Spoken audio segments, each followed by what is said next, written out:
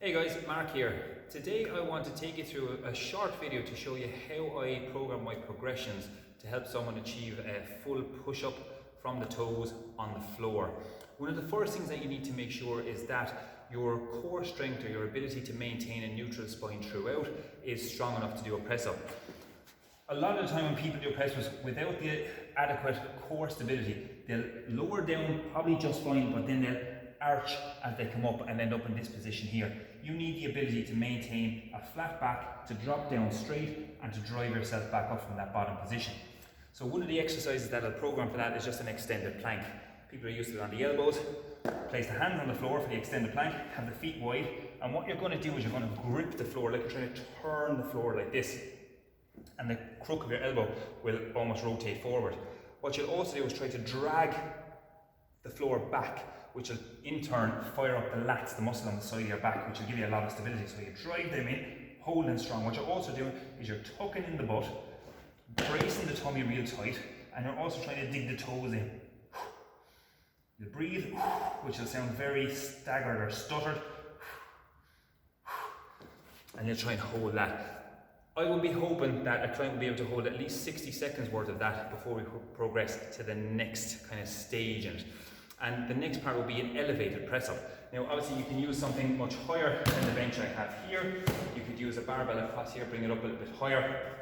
But an elevated press up is getting someone in the full press up position, put their hands on an elevated surface, same body position where they lower their chest down and drive back up. Now obviously if you would place a bar a little bit higher here, you could use the squat rack and gradually start to lower the bar down, use the bench, use a lower bench or elevate the feet.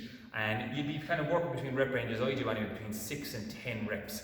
So if someone can only do 6 down here, you build that up to 10, lower, start at 6, build it up to 10, and see how you go from there. Next up would be Centrex. So the full press up position, but the lowering portion is slowed down over the course of maybe 5 or 6 seconds before you reset.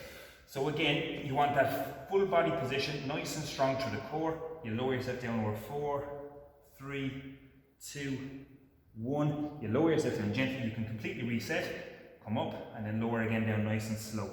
And it'll sound silly, but one of the coaching cues that I give to people when they're doing this is in order to slow themselves down, they need to push into the floor as their lower body comes down. So you're kind of pushing into the floor to stall your progress so that you don't get to here and just collapse in a heap. With the eccentrics, again, you're probably talking a 5 or 6 second descent, and I tend to work them between 5 and 6 reps per set. After that, what I work with people is band assisted.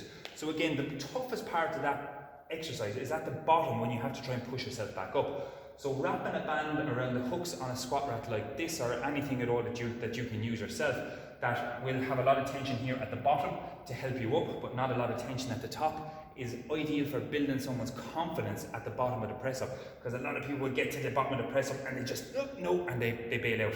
So by placing that roughly across the top of the chest, getting yourself in that strong press up position, as soon as you get to here, that band is going to help you back up.